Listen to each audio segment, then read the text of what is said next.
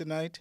I am Dr. Sherwin Remy, and tonight I have some very, very auspicious, high powered gentlemen here with me, and we want to get into a very interesting topic. The last few weeks we have been looking at this whole Christmas season, how it impacts on different elements of our whole social and spiritual, walk with God. And tonight we want to look at fatherhood and how it impacts on Christmas. We want to look at single parenting. We want to look at fathers who are in blended families, and we want to look at the dynamics that plays out and how it impacts on what we do. And so tonight we thank you for joining us. I want to encourage you right off the start to like and share. We want to get others in on this conversation. And please feel free to drop your comments in the chat. I promise you we will not ignore them. We want that kind of interaction because it brings a different flavor to what we do. But without further ado, I want to tell you tonight that on behalf of our senior pastor, Reverend Oscar D. Epps, we are Community Missionary Baptist Church. This Strike Back production, this podcast, is a production that is hosted and supported and given its authenticity by the Community Missionary Baptist Church. I have these gentlemen here with me. I have to my right the young preacher, prophet, and theologian, Reverend Jamil. And tonight we are on a first name basis, so excuse us with that.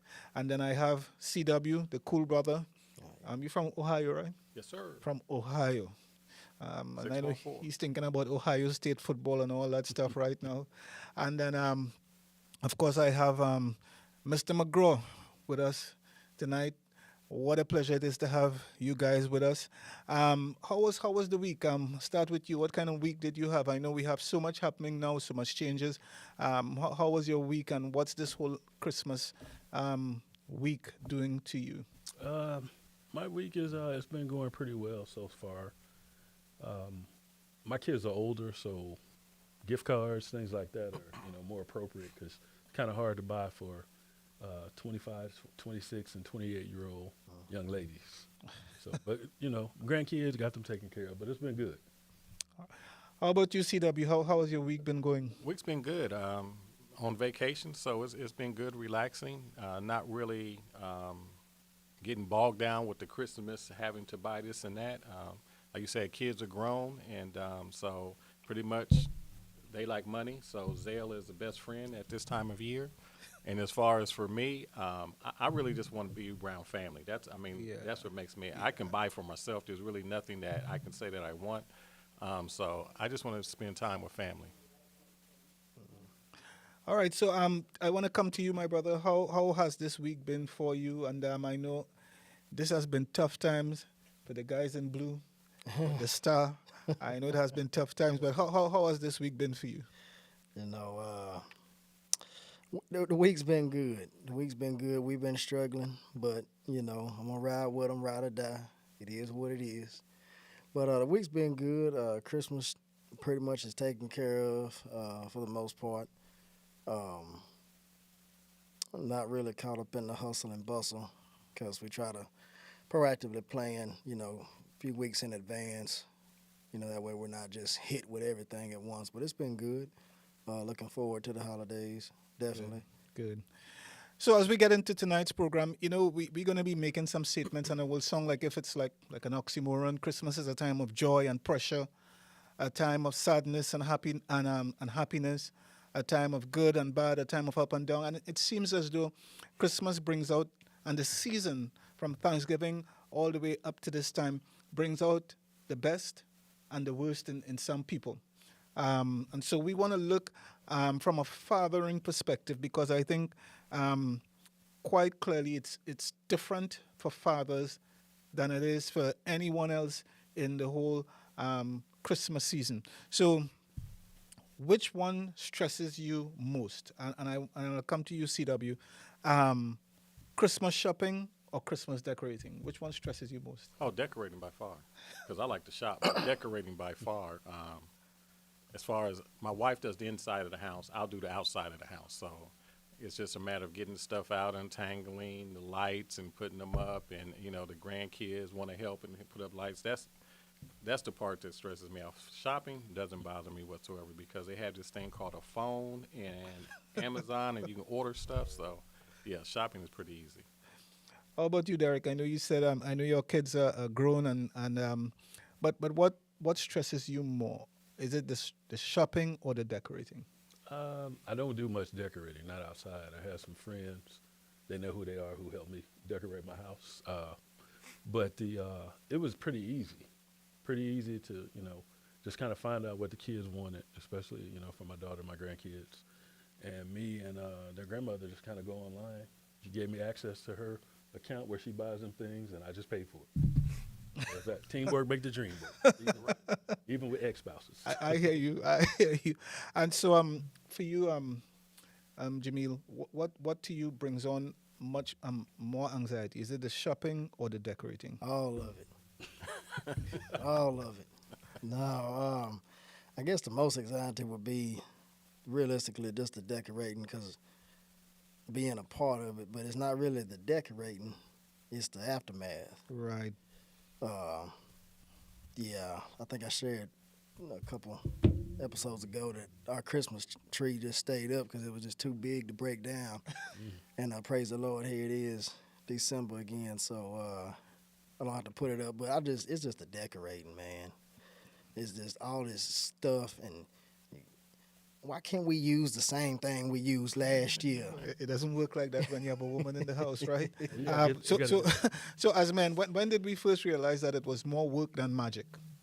Like when did you realize, man, this is more work than the actual celebratory side of it, because you got to work in order to please the home. When did you realize that it was more work than celebration? CW. I guess when I became a parent and had kids and a wife and people that you have to buy gifts for, and then you're trying to figure out what they want, and sometimes we have spouses that tell us what they want, and we get them exactly what they want, and then they take it back the day after Christmas. Oh, and boy. so that's but not saying that's my spouse, but I'm just saying, but I mean. It's just a matter of when I realize, becoming a father, becoming a husband, you have to start, there's some stress with that, to make sure you get the right gift. Yeah. So I want to talk to us a little bit, and I would need, your involvement. And for you guys who are looking at us online, I would want for you to put some information in, because we're going to do a segment that is more trigger words. For us men, when you hear these words mentioned, your wife says it or the kid says these words, there's something that comes to mind, and it's trigger words. So I want anyone to jump in. Anyone can jump into this. The trigger words. When as men we hear the word budget around Christmas time, what's a trigger word or trigger phrase that comes to mind? Anyone can jump in. We can skip that car payment. Oh, They always have that skip a payment on your account. oh. Budget, not paying for Christmas in March, April, May, and June. Yeah. Okay. Any other thoughts when you hear that word budget as a man? What else comes to mind? Anything else comes to mind? Stick with the plan. Yeah. Stick with the plan. What about when you hear family time? Well, I guess for me, it just depends on what are we gonna do, because this will be the first time since I've been married 14 years. It'll be the first time where me and my wife we're actually we are doing Christmas, Okay. like me and her. When usually, it's either with her family or my family, but it's just I guess, who's hosting. Not everybody's house. You can't eat at everybody's house. But it's just where are we going, how are we doing it. We prefer to go to other places. That way we don't have to clean up. I hear you. But, it just kind of depends. It just kind of depends. Guys, you hear your wife say family time around Christmas. What is the trigger word that comes? Stressful. Okay. CW is afraid to answer. No, I can answer it. I mean, for me, it's not a problem because I enjoy, Right, the family time. I enjoy the family time. For me, you know, you get to see everybody and everyone's doing, you know, how everyone's doing, and I just want to see everyone else be happy, you know. Right. I'm like I say, I'm good. I'll go upstairs and go in the media room and turn on the game, and you know, everybody else is just doing their thing, so Okay. it's perfect for me. So what if, around Christmas time, your wife says holiday travel? What comes to mind? Your wife is saying holiday travel. She must want me to go to the grocery store or something because I'm not big on traveling during the holidays, Right. especially out of town. I prefer spending time just with family. I've never been big on that because I guess this notion there's always something happening. I just remember a lot of plane crashes or car accidents. There's always something going on, and I just didn't want to be a part of that, man. I was like, So what if the wife says in-laws? who? In-laws. Oh, Well, I like my in-laws, so yeah, I like mine. yes, so I'm good with that. Okay, all right. Well, it goes back to family time because you're trying to manage this time because I'm going to put you mothers on blast out there, mothers and mother-in-laws. Everybody wants all that quality time, and you're trying to negotiate the time that I'm going to spend with this in-law and this family and this, that. And it can be stressful if you don't manage it. So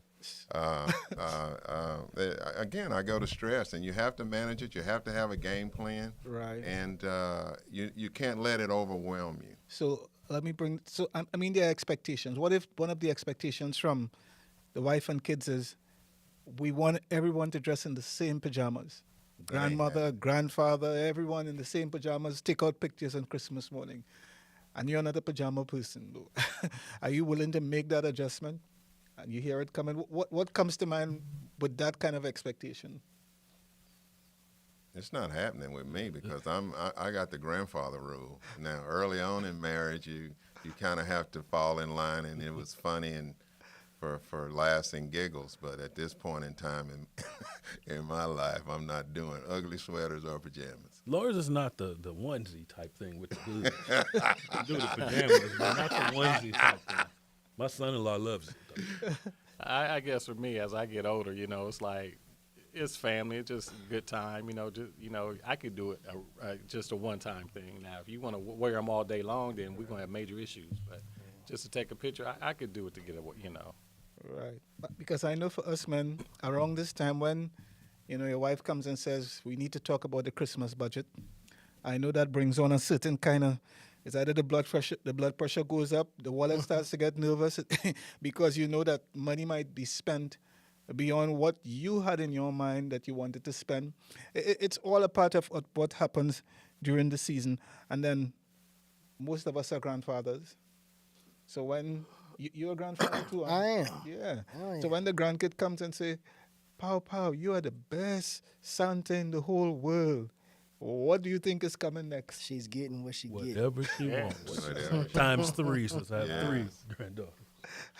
Because if you get them whatever they want, come February, they don't play with that toy no more. Whatever it is, it's just put up somewhere, So it's not whatever they want any longer. All right, so we want to kind of get into what I call kind of more the heart of the conversation as we look at Christmas season and how it affects us as fathers, grandfathers, emotionally, financially, mentally, spiritually. Do we as men feel that pressure? As men who all have grandbabies and all that stuff, do we feel that pressure to make Christmas happen? Yeah, I would say so. Even though we look at the budget and the benefit, the grandiose of it all is just to see the pleasure on their faces, and with that being said, I mean you have to do what you can do. You don't have to get outside your means or be paying for it in the next year because I mean to me that's crazy. But that's my opinion. It ain't law. I agree with you. But it's just, basically making ends meet, coming together, and maybe not getting everything, but at least getting most of what they want. Because at the end of the day, whether it's our spouses, our kids, I mean, we celebrate stuff all throughout the year. Birthdays, anniversaries. I mean, it's always something. So it's like if we spending one day to get everything, and we can just kind of get throughout the year, then I mean we kind of working backwards anyway. CW. I think we put pressure on ourselves to do that. I know I said it a couple of times before how I couldn't wait for December 26th to roll around because the pressure to get your kids things for gifts for Christmas when you really didn't have the finances to do it. But I learned that we put undue pressure on ourselves because we say this, I want my kids to have what I didn't have. And I said that back then, and I think about it now, it was the dumbest thing I could have said because giving your kids gifts, that's not what they remember. They remember the times you share together. I mean, you can get them all the gifts in the world, and as I said, come February, them toys that you bought them, they're going on to something else. But when they get older, they remember those times that you shared, the memories that you shared, not what you bought them. So I think we give them the wrong thing instead of giving them us our time and our value that. We value just giving them a gift and thinking that's going to make them happy when it's just a temporary fix. Right. I think it's the secret to success, what you just said, that it's we have to take the commercialism out of it. It's a great opportunity because school's out, people are on vacation, so it's just good time for family, food, and fellowship. And just take a lot of the commercialism out of it, and that'll take a lot of the pressure off of it. And I love my wife's process. She starts shopping months in advance. So it's not that we're waiting till the end of the year to try to put this process together. It's I know that Amazon man real well because it's a constant process on that front door. Derek. Yeah, I would agree with all these what these gentlemen have said. They kind of pretty much said it all. But having been military, like a lot of us up here, it's a lot different for us. Just kind of going back with the traveling thing, because you're not going to make it home on leave with your family, especially doing really like 2 weeks out of school. You more so set that time for summertime and things like that. But the the financial aspect, hey, when you are junior in rank, you really don't make a lot. Right. So you just kind of you kind of partner with your family, like us as grandparents. Right. We kind of So- collectively do it. So let me interrupt you a little bit with that. So when you were in the military, how did you, make that balance between work fatigue and still the family expectations? So how did you balance that then? Because I'm sure that being in the military was not playing in the minds of the kids. As far as they're concerned, when Christmas is coming, they need their dad. So how did you balance that? Well, I was deployed a few times during Christmas, so it kind of fell on my wife then. But those times I wasn't, we just, did the best that we could as far as buying them different things. Because, we definitely, as these gentlemen said, you want your kids to have more, and we kind of fell into that. But just tried to teach them, what Christmas really was all about. So let me ask another question to you guys, and anyone can respond to this. Did you ever feel at any one of the Christmases gone by that you were the emotional backbone of making sure everything was happening while you were dealing with some form of stress that no one was really paying attention to? Anyone? I think for me it was, as I said before, there was a year where I could say I can remember the year where I couldn't wait for December 26th because financially, we just relocated, not even 6 months prior to a new duty station, trying to get everything up, and I'm only, just this military salary. That's not a lot of money, and you're trying to provide for your family plus, make Christmas and pay all your bills. And I was behind on the car note, and every time I heard something, man, I thought every time I would hear something outside, I'm thinking they're coming to get my car. Right. So I'm jumping up in the middle of the night, going to look out the window, and it was just that stress, that I was dealing with. And like I say, at the end of the day, God showed up and showed out on it. But I mean, it's just a stress that I didn't want to share with my kids, and my wife didn't have any idea what was going on. But I mean, it's just overwhelming, and so we kind of put ourselves in those pressures to make sure that our kids, our family, have a good Christmas, even though we're dealing with a whole bunch of other stuff too. Any of the other guys? Just reflecting on that specifically. It's amplified during the Christmas season, but we set the tone as men in our households on a daily basis. So how we go, so how the household goes. So if you're having a family function at your house and you're stressed, and your jaws are tight, you're setting the tone for the whole event, and it's not going to go well. But it is real, and you have to take care of yourself. You have to look at everything in perspective. And at some point, I've done all I can do, and let's just relax and have a good time. And it is what it is. All right. Single fathers.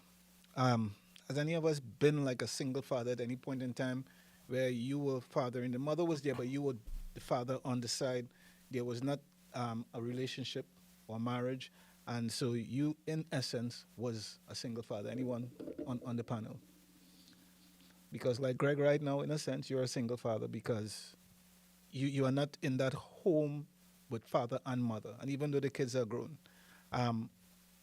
at any point in time, how did you look at that in terms of managing the schedule between you being where you are, the kids being with the mom? How did you kind of manage that kind of schedule? I kind of really didn't have to manage a big schedule because we were pretty good with getting together during the holidays. Because, it wasn't about, whatever issue we had. This was about the kids, Right. So we really didn't have a lot of issues with that. Together we decided what we were going to get. If she wanted to get something extra for the kids, she did. If I wanted to do the same, Right. We would do it too. Jamil, what advice would you give to the brothers out there who find themselves in a predicament now where they're kind of the single father and there might be some baby mama drama and all of that going on, and they have the kids for 2 weeks and then she has the kids for 2 weeks and you have all of that going on, and the kids sometimes are caught up in the middle of the emotional breakdown that is taking place because the mother and father, they are not on good terms, and so they have to share time with the kids and stuff like that. What advice could we give to brothers as it relates to that during this season when the expectations are very high?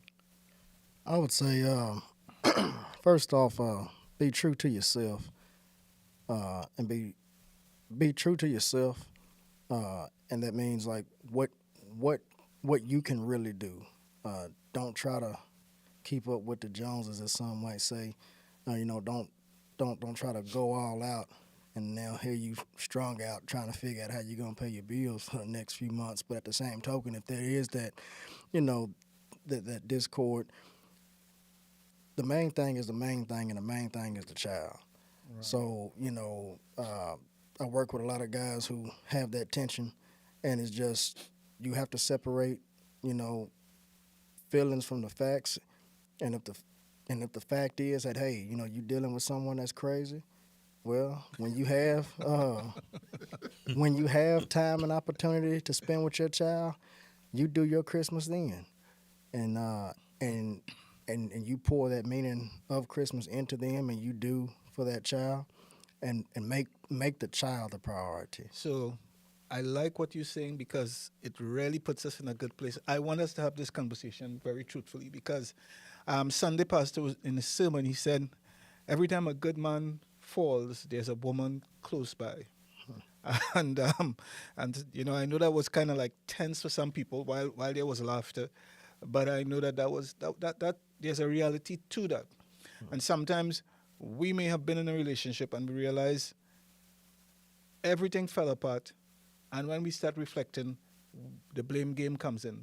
And quite honestly, it may have been the female that contributed to things deteriorating, and you're financially broke and money is messed up, and now you have, as you say, some crazy female. How do we speak to men who are dealing with that now? They're in a situation. This woman has brought so much drama into their space. The children are being affected, and they're feeling frustrated. And this is a season. She's supposed to drop the kids off, or he's supposed to pick the kids off, and there's all that argument going back and forth. What can we offer to our brothers who are dealing with that right now? I lived that life.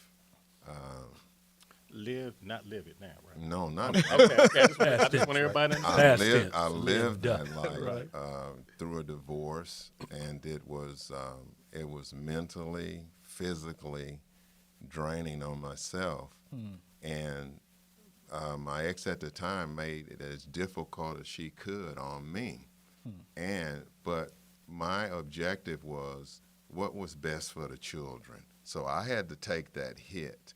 And when I'm saying taking that hit, I didn't want to bring any more stress or any more drama on my kids than what they were already going through. Right. And so what I did, I took that opportunity to get myself together physically, spiritually, financially, because eventually the tide's going to turn. Right. And you have to be in a position that you're able to receive it when it comes. But it's tough. It's stressful. You feel replaced. You feel overlooked. You got the. I felt sorry for the guy because he was in Cedar Hill and everybody knew my kid. So when he would go to the barbershop, they'd be going, "What you doing with Greg's kid?" Wow. So it put pressure on him. So we're all under pressure, and it's a tough season. So you have to man up. You have to put your pride to the side, and when you make decisions, because I say at that point, I call the children, they're hostages. They got nothing. They didn't call on any of this. So make the best effort to put what's best for them. Put your pride to the side, and eventually it's going to work itself out. Anyone wants to share in terms of advice, because it's so good that it just so happened that Chris had that experience, and I could really imagine how crazy that could be. But what do we say to brothers who are dealing with that? What advice can we give them? Chris talked about putting your pride aside and stuff like that. Is there something else we could add to that? For me, I really didn't have to deal with that per se at all, because my situation wasn't that. I would just say, with brothers, you have to really, you really have to pray. You have to really pray about the situation. As Greg said and Jamil said, it's about the kids. At the end of the day, it's what's best for the kids. And sometimes we as men, we got to take the hit to make sure that the kids are okay. We don't get the appreciation and respect that we think we do need, that we should get. But at the end of the day, it's all about the kids. And for me, no matter what, the kids are going to be more important than the situation, because we're grown adults and we're going to work through this one way or another. Right. But we got to make sure in the midst of us working through it that those kids, there's less damage as possible, because we don't want them to be collateral damage. Yeah, I like it, because sometimes they're really collateral damage, because that self-centeredness comes in, and someone is trying to get even, and you have all of that real toxic dynamic flowing, and the children, they get messed up by that so badly, because they just want some peace at times, you know. Any other thoughts on that?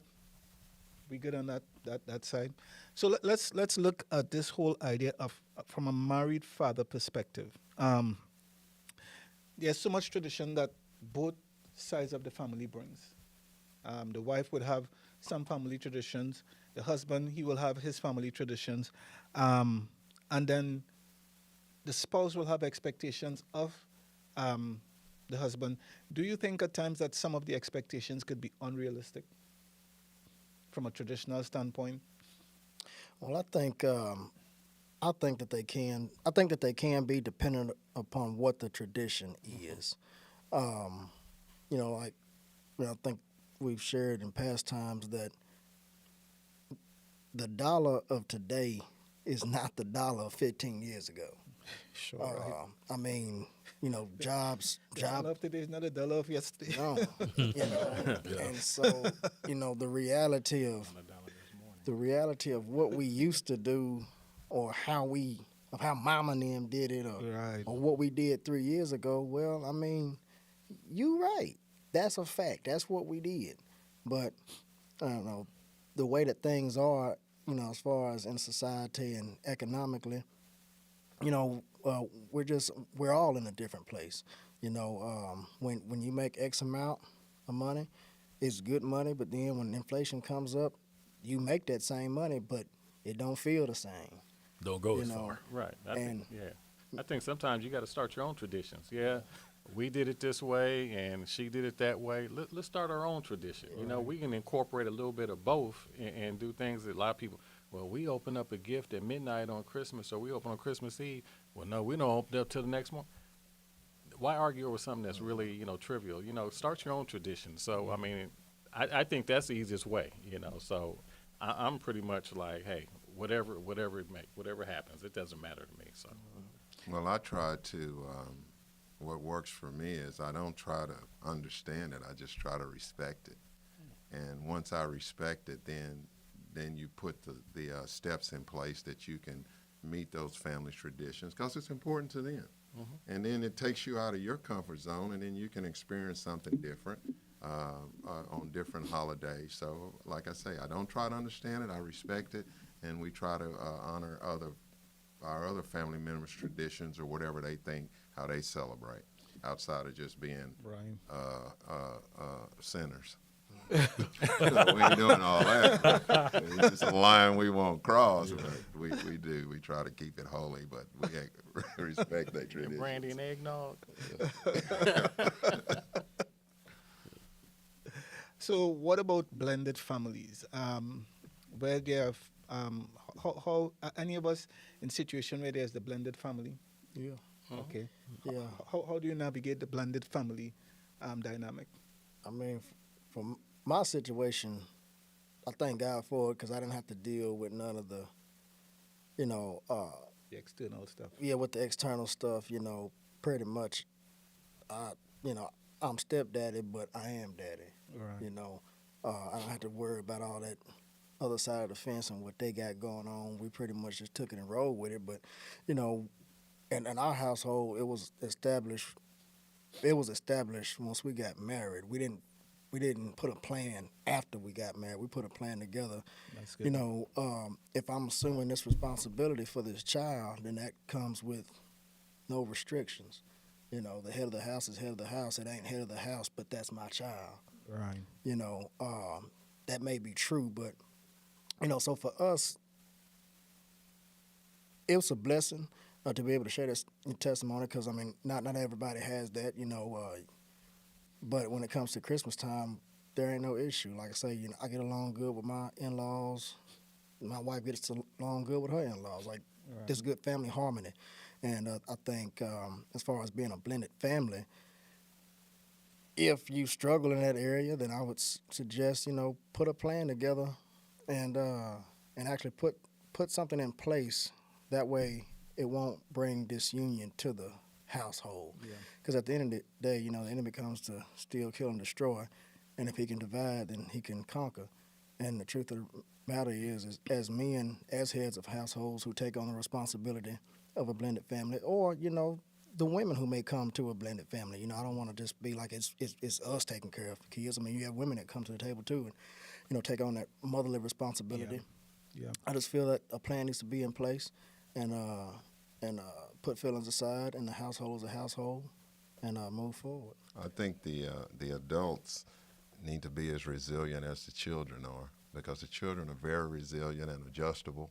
And the crafty ones will work it in their favor. They're getting parents from me, presents from me, presents from stepdaddy, presents from daddy, got 2 households and things of that nature. And kids are very resilient. And if you got that harmony, that peace within the adults and working it out, then the kids they'll navigate it and it'll go very smooth.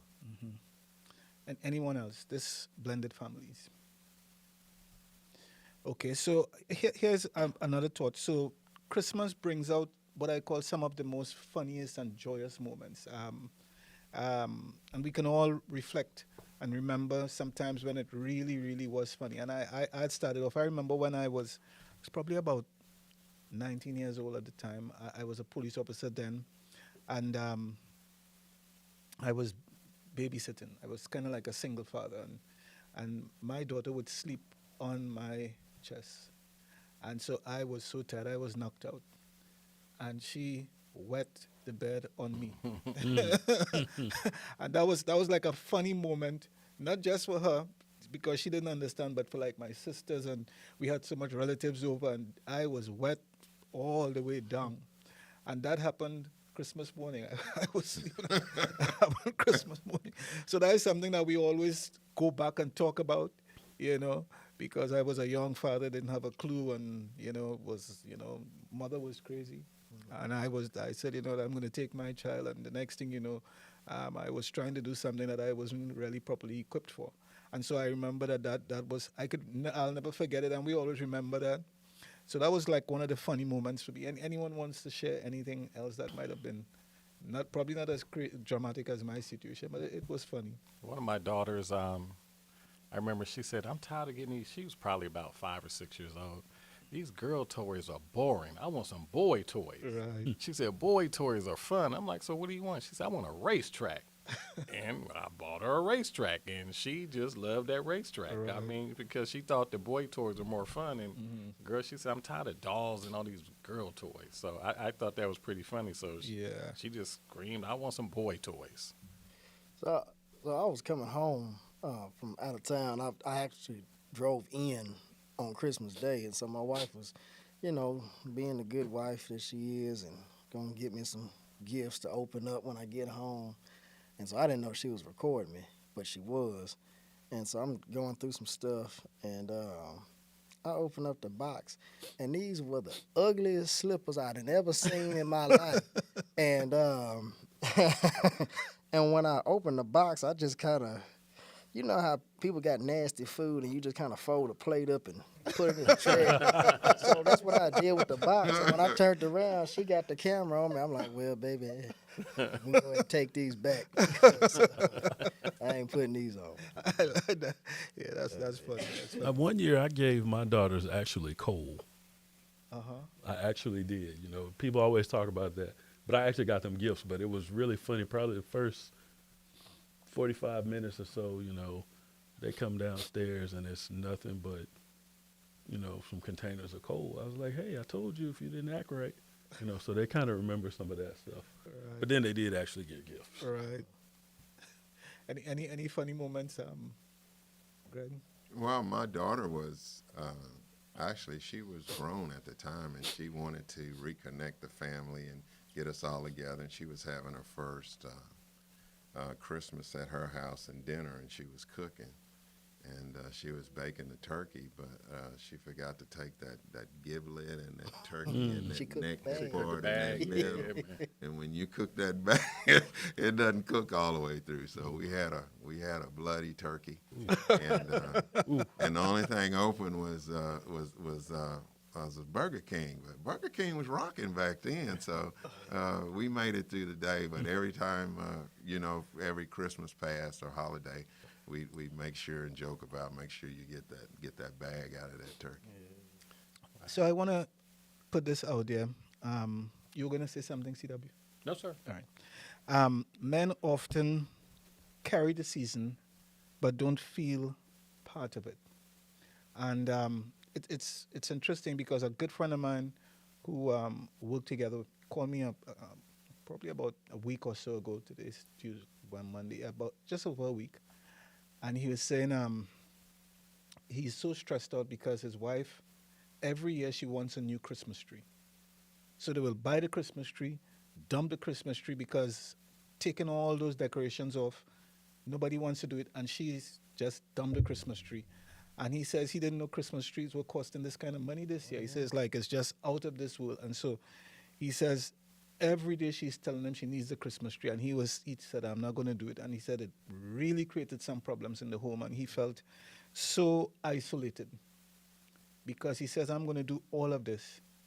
And all she cares about is that when her family comes over, they're saying, wow, you have a nice Christmas tree, And so that crossed my mind. I'm thinking about it, that sometimes there are men who carry the weight of it but don't really enjoy it. They are kind of still in this isolation, and they are trying to smile and act nicely because they don't want to create any kind of, obvious situations when family come over.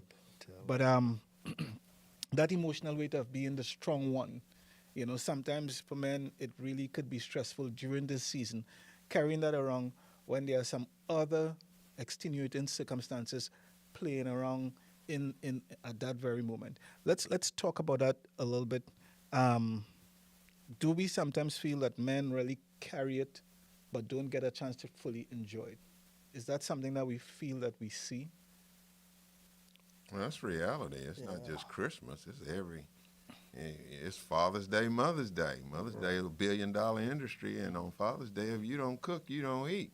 But but it's even it's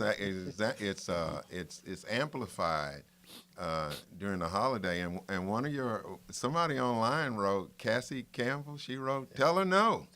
Easier said than done. Yeah. But you have to strategize. You have to be on one accord. You have to be equally yoked and make it a family process. If you're putting that much stress on either or, and typically we're going to bear the brunt of the stress. But that's just that's an unreasonable request, and it's gonna tear away the fabric of Christmas and the joy in the home. And he's all stressed out, and it's not something that he's gonna just be able to flip a switch and get over with, and it may lead to even some medical issues. Yeah, you're right. What about carrying grief during this season, where a brother may have lost a mother or a son, or lost someone very close to him, and dealing with grief during this season? What advice do we give as brothers who may or may not have had the same experience, losing someone that is loved during this season? My advice would be feel the feeling, because there's really no way around it. You know, I lost my mom about 3 years ago, and it's a new normal, Right. if you will. It's kind of a roller coaster of emotions. Some days you're good, some days you're bad, but it's just something that you learn. You're never going to forget. You know, it may move to a different part of your mind, but I know my mom is always there. She's always with me. I know that. Yeah. Brothers, carrying grief during this season.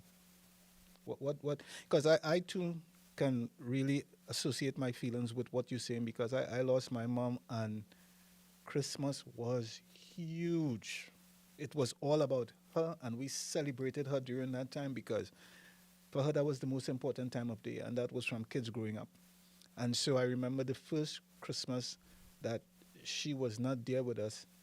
It was no Christmas at all for none of us, not the grandkids.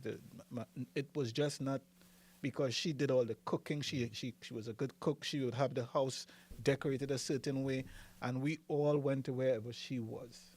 And so that was a very difficult, and still is, even, Yeah. 11 years down, it's like it's different, because she was the Christmas person. And what I would say to guys too is to cherish the memories, because we spent Christmas with our mom December. She was good, normal. February, she was gone, just like that, unexpected. But I would I tell my siblings, and I tell the grandkids, the moments that we shared are priceless. Let's celebrate that and try to create some new moments for this generation. That's what I basically say to them. Any other advice that we'd want to give to brothers who are dealing with grief during this season? It's a tough road to hoe, and I lost my mom in 2017, and again, she was a matriarch of the family, and we all resonated around her, and she was an excellent cook. And one thing I did do, she died at 90, but when she was 84, we started to see the beginning of Alzheimer and dementia. And I set her down, and it was scripted, kind of like what we're doing here. And I went over her life history, and I videotaped it, and just let her tell her story. And it was so just revealing and uplifting. And then I made, even today, I have DVDs, so her memory lives on. And what I admire about my three sisters is when we do get together, they try to replicate her recipes. Right. And that's never a bad thing. And there's no such thing as a bad sweet potato pie. So Mom lives on and lives in us, and you will get through it. It's a process, and there's no, everybody grieves differently. But it gives at that point, they live with you and they're with you constantly, but just not physically. Right. So we're talking about remembering the good moments, and I want to bring this to you guys now. This is this or that, right? So I'm going to ask you what you prefer during this season, and you would choose. Anyone can jump in. Gift bags or wrapping paper? Wrapping paper. Gift bag. Gift bag. Wrapping Get to the point. So you like wrapping the gifts, okay? Wrapping paper. Real, tree, or artificial? Artificial. Artificial. Artificial. Cooking or cleaning? cooking. Ugh. Eating. As I cook, I don't do much cooking, Okay. so that's why I say cooking. All right. Yes. Christmas movies or sports? Sports. Okay. Hold Stay on, home. hold on. Okay. Depends on what day of the week it is. Because I like some old Christmas movies now. Okay. So But- what about Christmas Day? Christmas Day? No, sports. With all day. all the All football. day, Yeah. yeah. You can only watch what is that? The Christmas Story so many times. I think I've seen it once. Stay home or travel? Stay home. Okay. All right. I as we kind of close off and wrap this up, again, I want to thank all the persons who joined us. I see my good friend in California, Dr. Jeffrey Leach, is on. He pastors a very progressive church in California, and it's good to see him on tonight. And I see Katrina Jones. She's saying, my parents loved Christmas, and that's why I love decorating. And she's good. If you look around the church now and you see all those decorations, she makes sure that's up. She's very, very good at that. I see Renda Chapman is on. Deacon Holcomb is on. Wanda Fuller is on. And Cassandra said, okay, that's when she said he better tell her no. It's easy for us to say that now, but that emotional pressure and that psychological pressure, it's crazy. So let's give a fatherly advice that we would want to give to the young brothers out there who are in this season trying to make some sense of all that we would have talked about before. And I'll start with you, Derek, and then come around as we close off. I would say be in the moment. Take it in. Take it all in. Enjoy it, because your kids are small now, but before you know it, they'll be up and out of the house. So just take it all in and enjoy Yeah. it. Yeah. Learn to be content in whatever season that you're in. It's about quality and not quantity. Be in the moment. It's about fellowship and family and friends. So don't take the commercialism out of it and don't get overwhelmed. Right. I'll say, as Shamil said, be true to oneself. Do what you can do. Don't try to overdo what you can't do. Make your own memories. Yes, you have memories from the past, but make new memories so you can have your own memories with your family and your loved ones. Do the best you can. Do the best you can for yourself. Do the best you can for your family. Do the best you can for your bank account. Do the best you can for your kids. I like that. Do the best you can for your bank account. Again, thank you all so much for joining us tonight. I just want to leave this thought with anyone who's listening to us tonight, and probably some of our women can also translate some of what we said to the brothers. But I want our brothers to know that you're doing more than you realize. Christmas is not about perfection. It is more about presence. And not present in terms of gifts, but your presence, love, and the quiet strength that fathers bring during this season. Thank you all so much. I thank this panel for coming out on this evening. We are so blessed that you joined us. Again, we are Community Missionary Baptist Church. This has been another podcast that we have done for this episode of Strike Back. We look forward to seeing you on next week when we'll have the EPS effect at this very, very time. God bless you, and we pray that you have a blessed and very, very enjoyable Christmas season. God bless you.